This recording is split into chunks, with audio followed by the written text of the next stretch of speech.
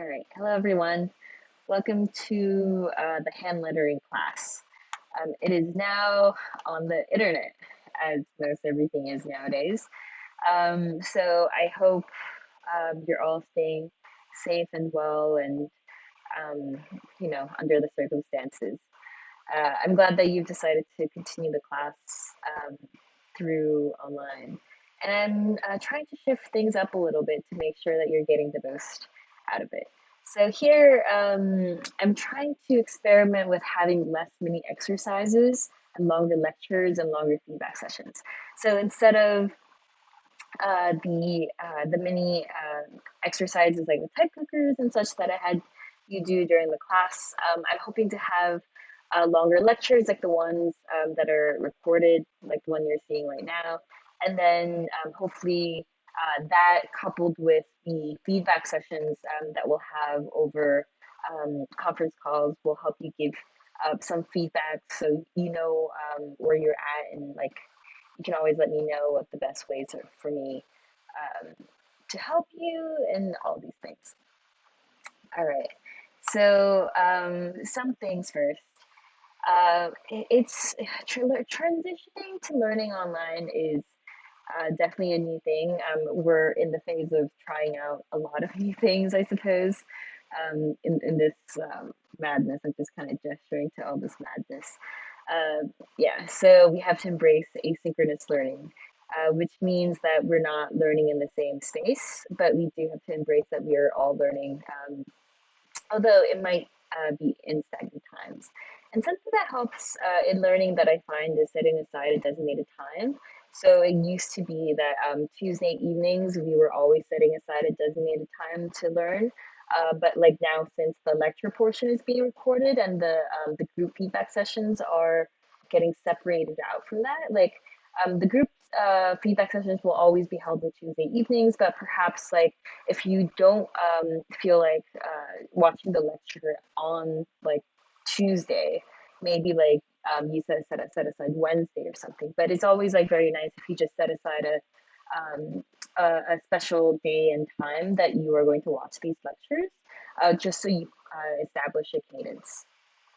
This is the seventh week, so we would still have the eighth, ninth, and potentially um, 10th because but the 10th is final presentation, so like I might stagger that a little bit differently, but all in due time. All right, so and then it also helps if you set a goal for yourself.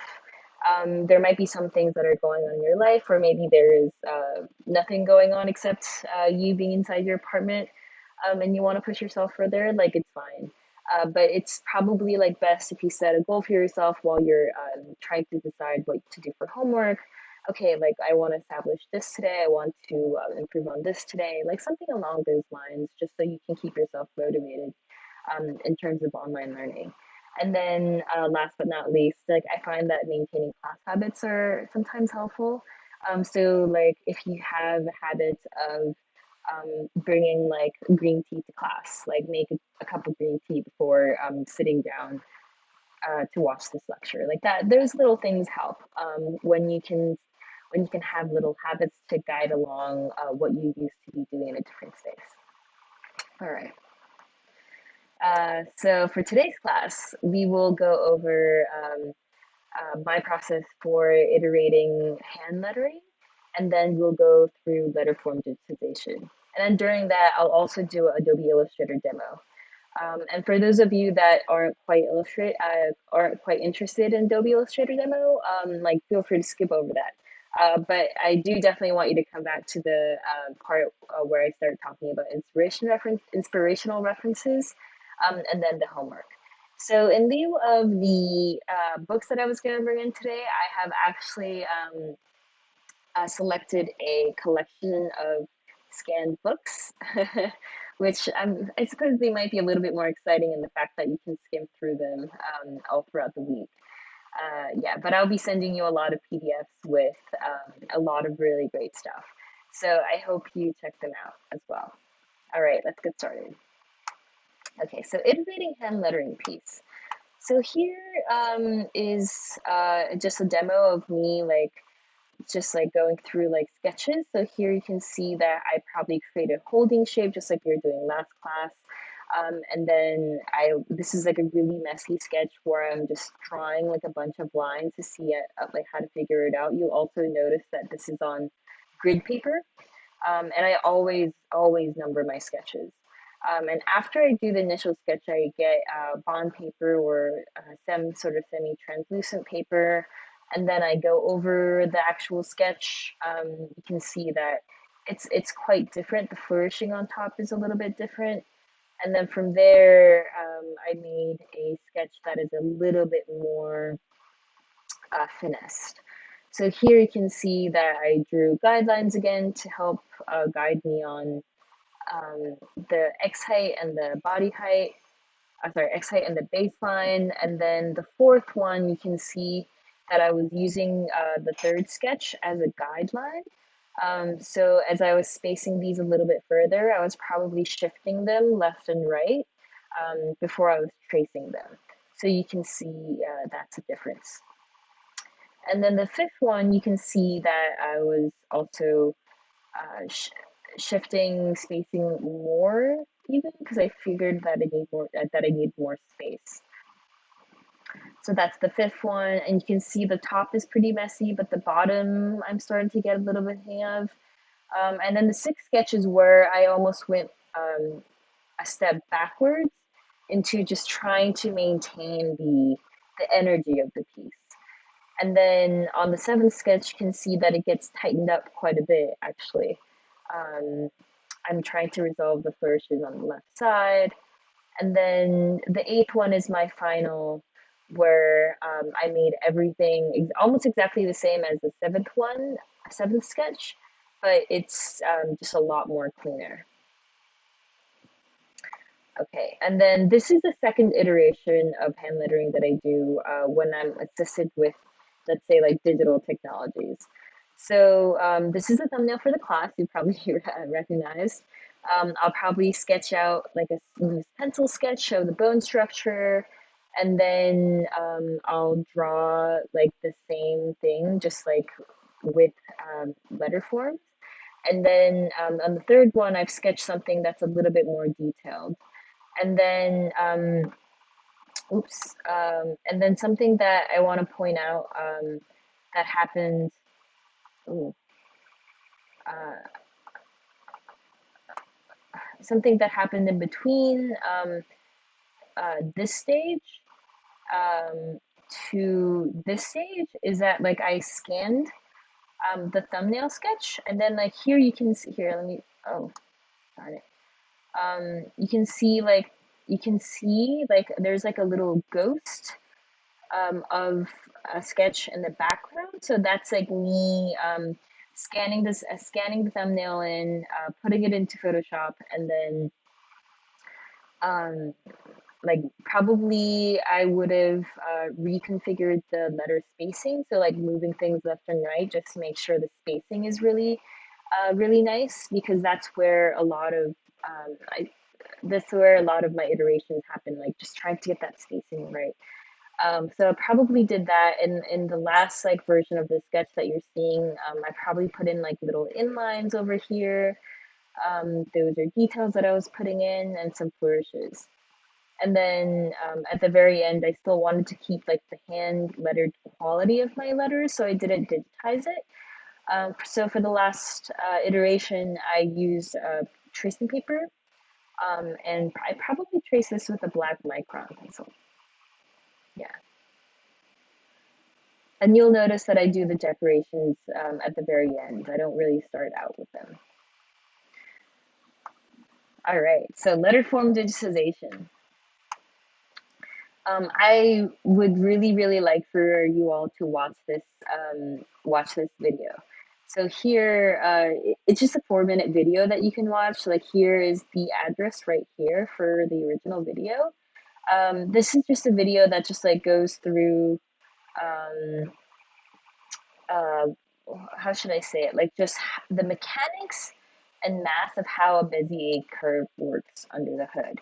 And it's a very short video, and it like shows, in summary, something like this, where uh, if you see this linear Bezier curve on the top left here, you can see that this is just going from point 0 to point 1. And this t right here is just the percentage, right? So like it's like 50%, 60%. So we understand that. So when a computer is calculating curves for us to see, um, made from a Bezier curve, it's literally just translating the distance between two coordinates and then approximating what a line would look like if it were to go in between those two coordinates. And there's different kinds of Bezier curves. There's a quadratic, and there's a cubic, and there's a fourth order Bezier, and so forth. Um, if we look at the quadratic, which is a little bit more easier to explain, you can see that there's three coordinates. So there's like a 0 coordinate, 1 coordinate, and a 2 coordinate. And how the computer calculates what this curve looks like is that it calculates the distance between O and 1, draws a line over there, draws the distance between 1 and 2, draws a line over there, and then it draws a third line that is interpolating between these two, and then where that line is going, like that, like where the lines, where that like point is, that's where the curve is getting drawn. So it's interpolating between these three coordinates to get a curve, if that makes sense. And then a cubic Bezier curve, which you'll recognize because that's the common curve, Bezier curve, that you'll probably be using when you're using Adobe Illustrator, for example, is that you have one curve, and then you probably have a like handle that comes out, and then like you have another point with another handle. And of course, so if you can approximate like this on curve point, that on curve point, and this is like a handle, like those like little bars that come out when you drag curves, it takes those four coordinates and then it draws lines. Like if you can see like this like green line and this blue line in between them. So it approximates this distance, draws a line, and then where those lines um, get drawn is where the curve is happening. And if you watch the video from before, it'll give you a little bit more nuanced explanation of that. But it's nice to know how a Bezier curve works underneath, just so you understand the nature of it, and it doesn't quite just feel like some kind of magnetic forces pulling left and right without any rhyme or reason. Okay. And so when I'm talking about Bezier curves, I'll always talk about an off-curve point, or a handle, or a control point, and an on-curve point. So what that means is that like when you're looking at a handle, there's always going to be off-curve points. So the points, like the handles that are not on the actual path itself, those are off-curve points. And then any of like the points that are on the curve or self-explanatory, where they're called on-curve points. All right. The first good practice is to always plot your points at the extrema. What that means is that if you're plotting points, Bezier curves on a shape, just make sure that you're plotting points at all the edges. This means left, right, top, and bottom. Um, if it's a letter, for example, like there's probably different kinds of extremas. Like there's, well, I mean, okay, so let me rephrase. There's all different kinds of extreme points that you should consider. For example, the capital O is consisted of two shapes. There's the outer circle shape, and then there's an inner circle shape, which is the counter. So you would have to plot these points where I've put these white dots. So the points would go on the interior extrema and the exterior extrema. But as far as like the curve, like the math of the curve goes, they're all the same thing, whether it's like the counter or like the exterior, because all the computer really knows is a series of coordinates. And this gets a little bit more tricky when it gets to complicated letters like the S. But just make sure that you're plotting interior extrema on in spaces such as the inside of that S. where maybe you wouldn't consider that as an extrema because it's like not a separate shape, but it totally is within the context of that shape. And then, of course, if you consider an uppercase A, that inside space above the bar is also the interior extrema. And also, secondly, if you can stick to vertical and horizontal handles, this means that whenever you're dragging a handle, you're pressing a shift key. And when you're pressing a shift key, it auto locks, so it's at 90-degree handles. And this just makes it a lot more easier to control. Now, it's possible to create, let's say, like a perfect circle out of you know 10 million points as opposed to like 4 on curve points, but the less you have, it's generally a lot easier for you to handle and draw beautiful curves. When you have more like excess points and handles, it gets a lot more harder to control, and also it just makes it harder to manipulate later on. And also, as we were talking about the math, like we have to use the handles proportionately. So you might come across like shapes that are poorly drawn, and you might wonder, oh, like why is that drawn in such a poor manner? It might be because the handles were used inappropriately. So here we see two shapes, like one's an oval that is on the right side. So one's an oval on the right side, so where the height is half the amount as the width. And so you can see the handles here are proportionate. So if the handles, if I had to pick like some kind of unit, if like the handle that is going vertically is like let's say like the A amount, then the handle that is going horizontally would be twice the amount of A.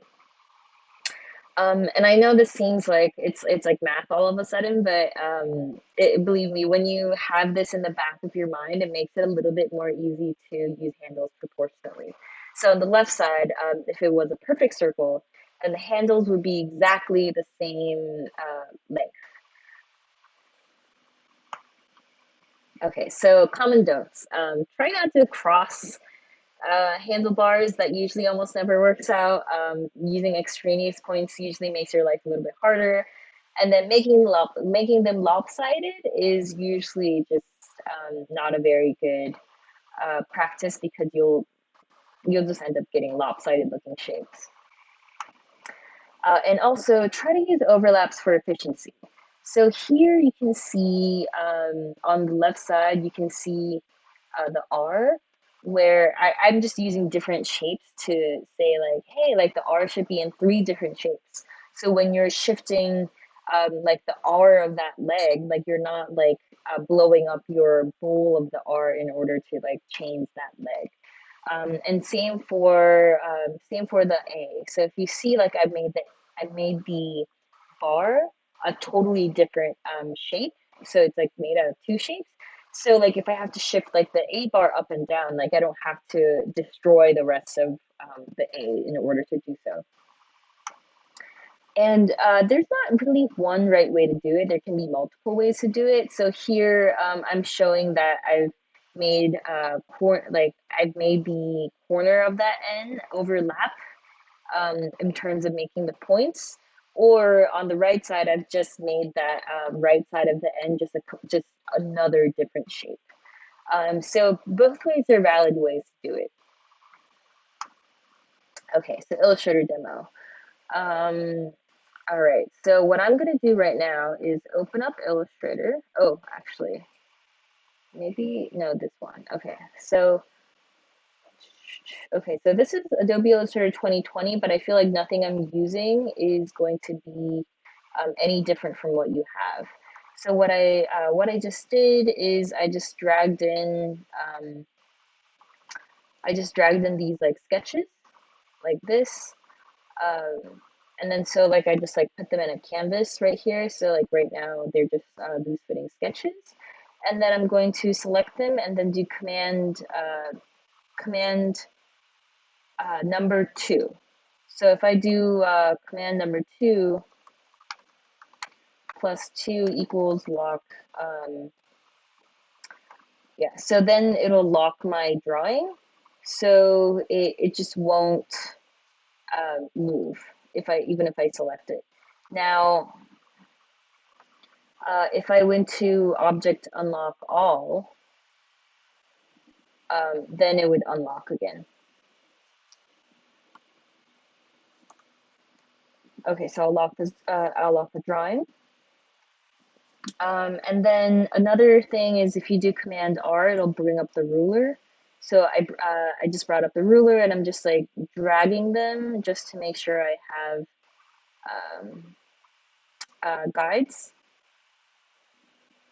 right? And then you can move the rulers around unless you have, let's see,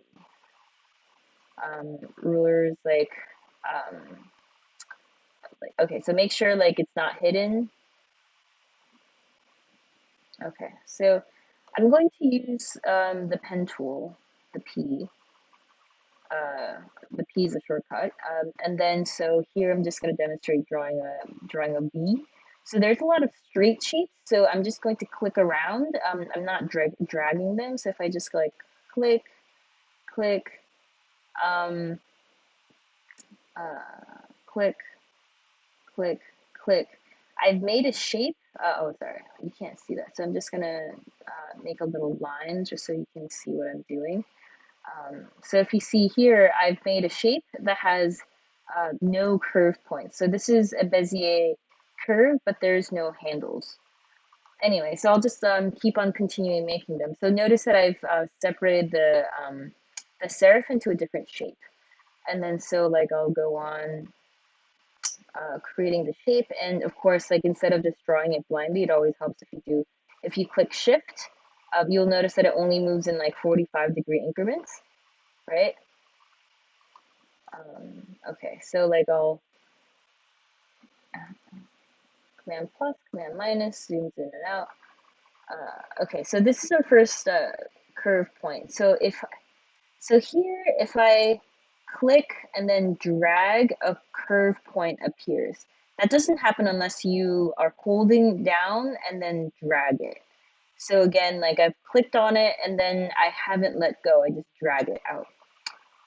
So here we go. And then, so I'm plotting the point where the curve started to happen. So like I don't do it like here, I don't do it here. I make the curve point where the curve is about to happen. And then here, I'm putting that down again and I'm holding it down. I'm dragging it and then I'm also pressing the shift key to make sure uh, that it's at a 90-degree angle. I didn't do so for this one right here because that was at an angle where just wasn't prudent to have a 90-degree angle. But this is the edge, so I'm gonna keep it that way. And notice that the curve isn't perfect. I'll come back to it. And then so instead of holding it down, I'm just gonna click it. I know like this handle is over there, but just don't worry about it too much just yet. So I'm just clicking through. Make sure like every time there needs to be a curve, you're pressing it down and then curving it. Um, okay, so this is the part where the extreme point comes into play. So here, this is the extreme point of the V because this is the rightmost um, point in this entire shape. So I'm going to click here and then shift drag, and then I'm going to place another point here and then drag. I'm making this point here because this is where I perceive the curve ends. And then so here, there's no more curve. This is just straight. And just notice what I'm doing here. I'm going to plot my point at the edge right here. And then I'm going to plot my point inside where it's an extension up here. And then I'm going to finish up my shape. So you'll notice that if you hover over where a shape is closing, it'll just kind of give me that little O shape. Okay, so first things first, why did I do this? Why did I do this as opposed to just making a point there? This is because If I wanted to change the width of this, for example, then I can now, oh, so I'm going to press direct selection tool, A. So if I press A, I can select this. You'll notice that the points that are selected are highlighted in blue as opposed to the white non-selected ones. So here, like, and then I'm pressing my shift key just so I can keep on selecting them as I go. I can also drag like this. Um, okay, so I've selected all the points that are relevant to this left side. So here, like, if I wanted to shift where it is, I can shift this left and right without disturbing this stroke at all. And then so if I wanted to make this like thicker, for example, like I can hold all of these points together and then move, and then that could also move like independently, right? So like this entire thick stroke is not affected at all by me manipulating this stroke because there is a little bit of overlap here. Okay, so I'm gonna go back to what it looked like.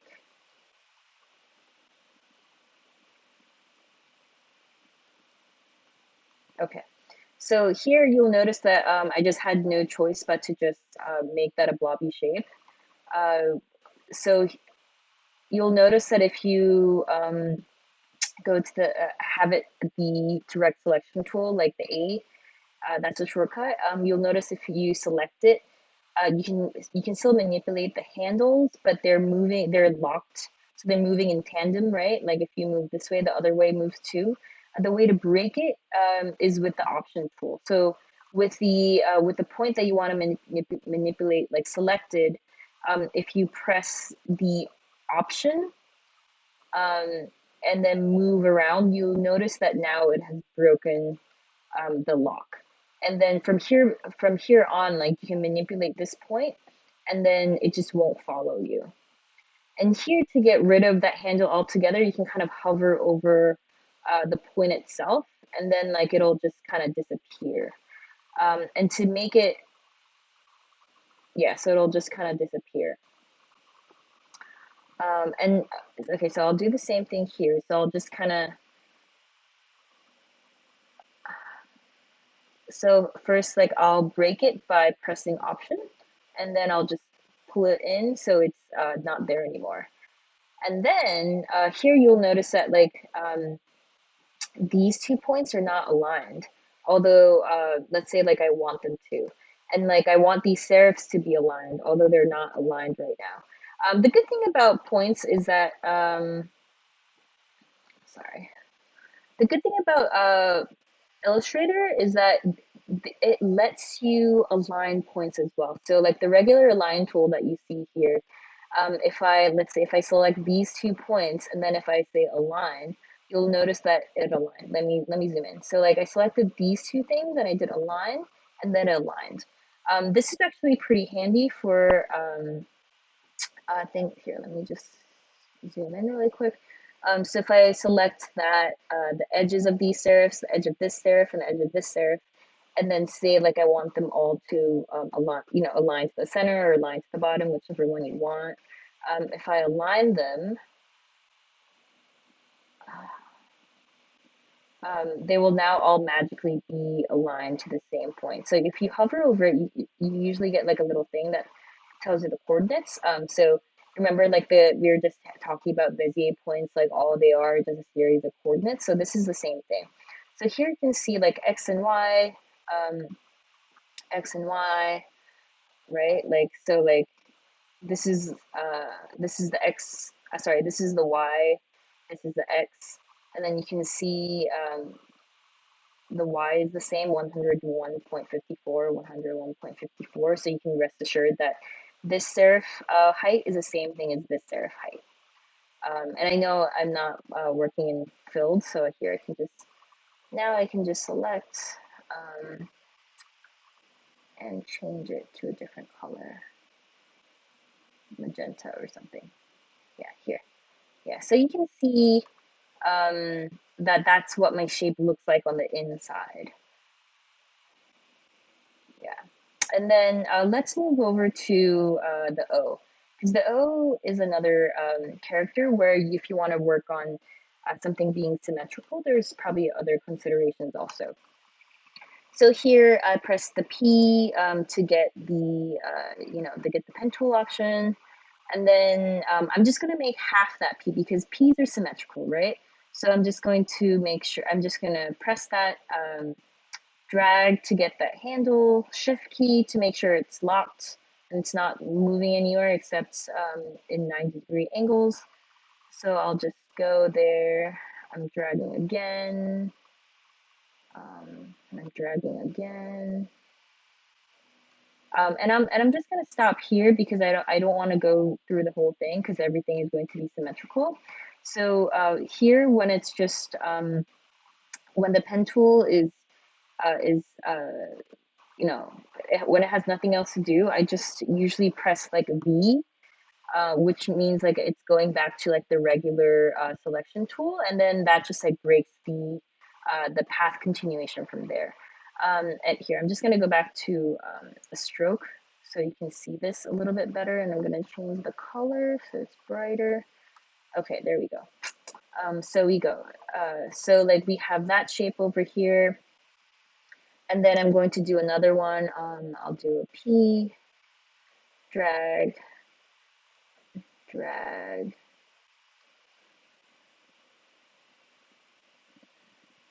drag, and then I'll drag. So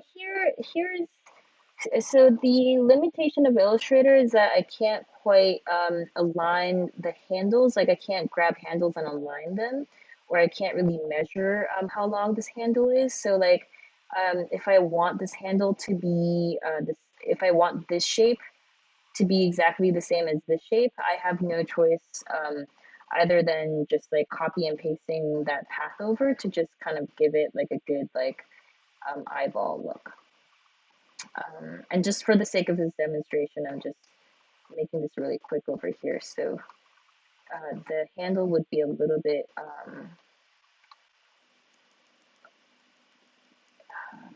okay, sorry. I'm trying to make sure the handle is like about the same or at least a little bit longer on this side because this O is taller than it is wide.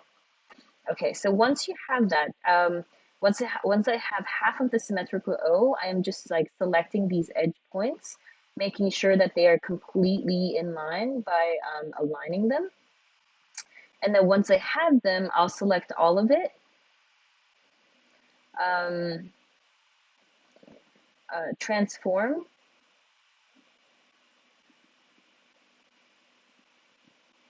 Oh, sorry. I'll select all of it, Command C, uh, and then Option will change the selection tool so if you see like it'll have that like plus sign, which means it's getting copied.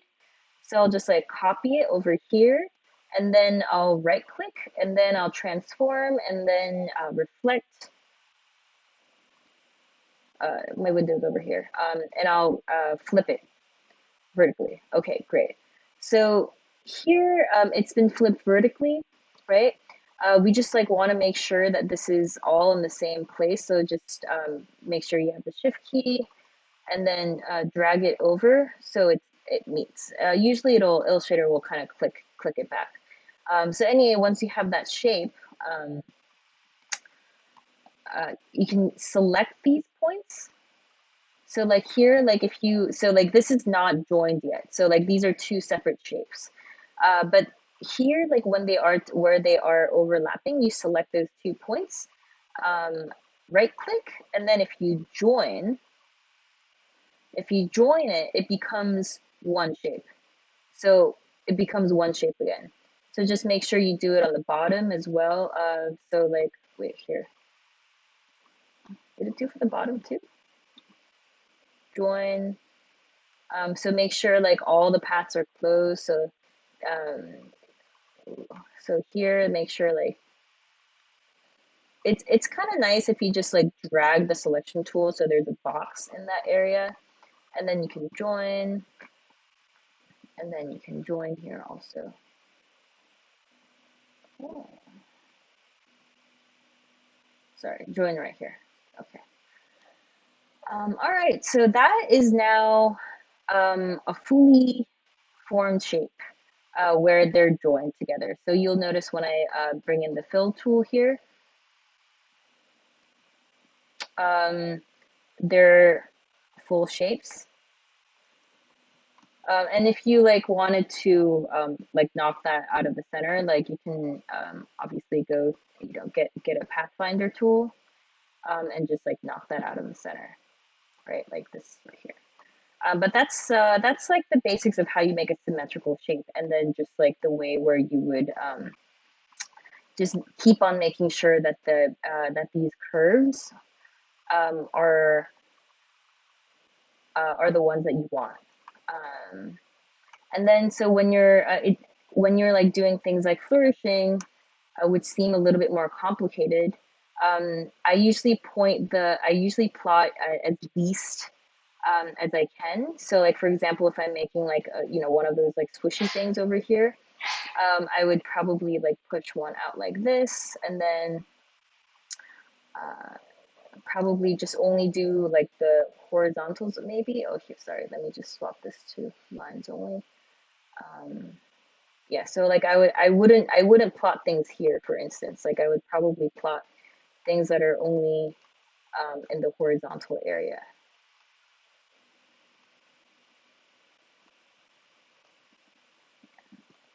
Yeah, so I would handle it somewhat like this.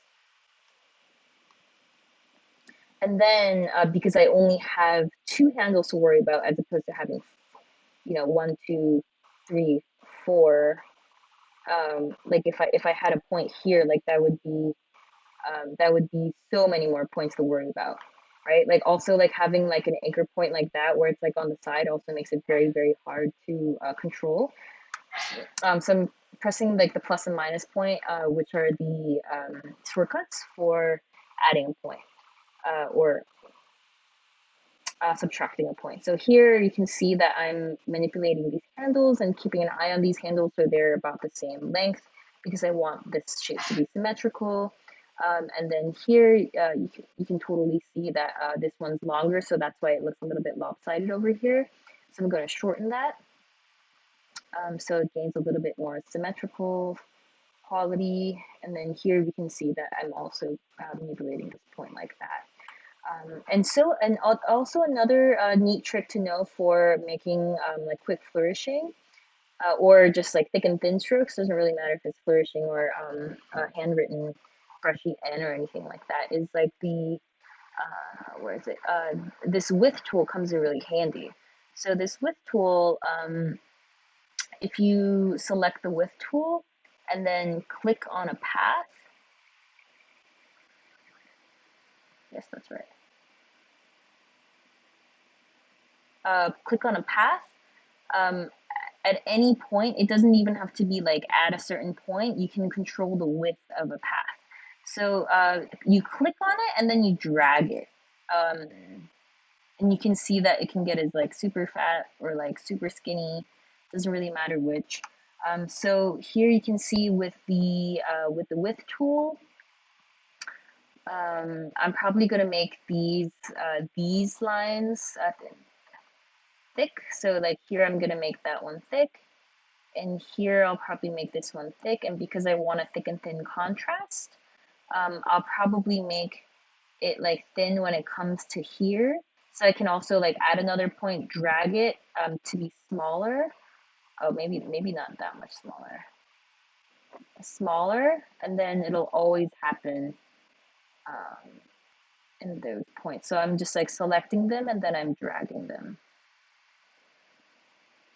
And a good thing about this tool is that, so see these like white marks, they also save where you've done this to. So you can, so if you kind of hover over it, you'll see this like squiggly line. So you can like always like change this value. And another thing is that like if you double click on it, so like I like double clicked on it and then like this gave me like a total width option. So like if I wanted to adjust this by putting in numbers, I could do that. So like if I wanted to like maybe have this like 8 because I think it's too thick right now, then it totally works. And if I want to have this point be the same thickness. I double click on it. I can do 8, right? So I can get a little bit more exact with my thick and thins. So I want my thins to always be 3. Then I can always like double click these points, just make sure see how like that one was 2 point something. Yeah, so like that's the width tool is really great in a pinch. The downside of this tool is that so if you go in your like stroke profile, like you'll notice that like what it's actually doing is changing your stroke shape. So if you were to later on like decide that you wanted to like change the shape of this line, it might get pretty messed up here. Like it doesn't really like stand up to making lines that are like longer or anything like that.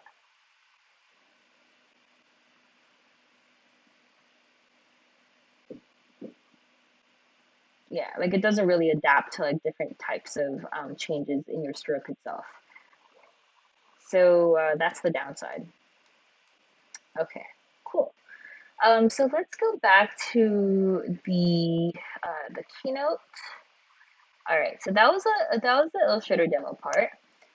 And then some other examples. So here we can see, so I'm just like showing you some examples of what more complicated letters might look like. These are screenshots that I took from the Glyph app, GLYPH app. So like Glyphs app is a font design software. So Glyphs here, let me show you Glyphs. Yeah, so Glyphs app um, is this where it's actually font design software, but a lot of letters use it just to see where their points are, because you'll notice in Illustrator that it doesn't really show you these like points with accuracy, and you can't align like off curve points as you can do with on curve points.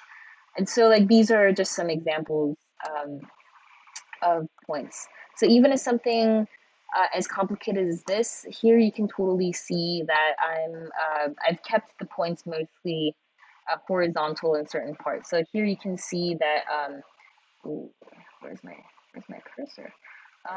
Here you can see that it's pretty much in 90-degree angles, most of it, except for some parts like that, like that thick in the Y, both on the tail and the bowl. You can see like those points are going sideways because they need a little bit more support that's not just in 90-degree angles. Yeah, and here you can see a close-up of it as well. All right, so let's go into the inspirational resources. I'm sending you PDFs of all of these, so like please take a look through them. I really love a lot of the things that are in here. So there's a book cover collection from 1977. Ars Libri, it's from Estonia, that has a ton of really cool lettering pieces that artists and letterers did for book covers. And then I can't even pronounce it. The Schriften Atlas book is full of different kinds of letters and just intricate letter forms in general. So you can see things that are looking like some sort of advertising here, all the way to monograms. Monograms are actually a really fun exercise. If you have any thoughts about maybe doing monograms, I highly recommend it. And Rudolf Koch's Type Foundry and Silhouette. Here, it's just a book full of silhouettes that have to do with making type. And you'll notice that there's a lot of these really beautiful types that are coming out of different shapes or illustrations. And what's really amazing about these is that the originals are done in paper. So this is all one sheet of paper. So you'll notice that the letters are all stuck together because they all need to stick together whenever all the counters have been cut out. And Raphael Boguslav is an artist from the, I think he was active during like the 80s and 90s, I want to say. And you can see a lot of his work at the Lubalin Center, and it's really quite amazing. And you'll notice that he did a lot of intricate calligraphy inspired lettering pieces, and he was a great calligrapher as well. Here you can see on the left side that he's made some really beautiful uh, logos, I believe. And then on the right side, you can see that I think this is like a wrapping paper of some sort. He was a commercial artist. And here you can see a lot of these really beautiful food packaging that he did. And this is an interesting piece that was printed in calligraphy and graphic design. That's a book that I have that just has a lot of projects that have to do with calligraphy applied to I guess like different sorts of packaging and graphic arts in general. But this is a really nice piece where it's freely written and it was used for a book cover. I don't know if this was actually made or not, but it's really nice. And lettering doesn't have to be just built up lettering as well. It can also encompass aspects of calligraphy or writing. We're skipping a lot of time periods in here. So this is from 1607, Maria Strick. She's one of the greatest masters from Dutch masters of the writing master era, if you can call it that. It's really beautiful. This was engraved, by the way. So she would have written it on a substrate, and then there would have been an engraver who like engraved it on like a copper plate of some sort, and then it would have been printed. And then Herman Zoff's pen engraver is a beautiful piece. I think he created all the designs for this when he was like 23 or 25. And August Rosenberger cut it out. And Herman Zoff does a lot of work in acknowledging the graver. So, like August Rosenberger, who cut these out of copper plates for him, he credits just as much as himself. So, that's probably a very interesting thing to note. That back in the day when it wasn't like a direct, draw something and then you can reproduce it in a different sheet of paper, that these people like considered being able to reproduce someone's work in an exact manner like a huge amount of craftsmanship. And of course, because it's pen engraver, it needs a second page.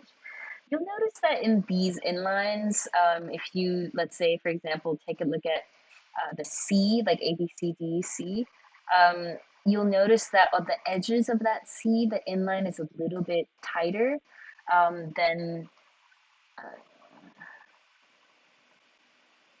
the edges.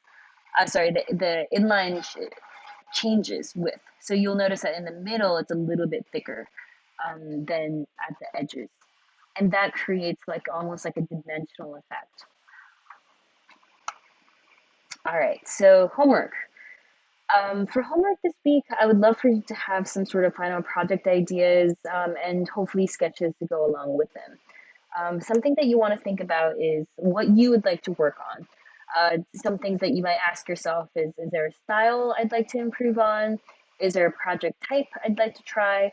A project type meaning just like output. Like, do you want to make a holiday card versus like trying to make some sort of like packaging type of object?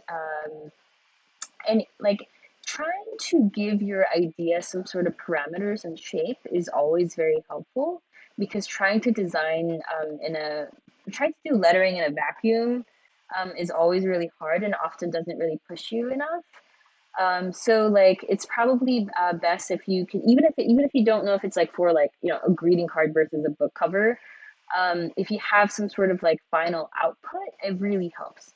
Um, and then like this is all in the same vein where like what is my lettering for? Like is it a one-off or is it a series?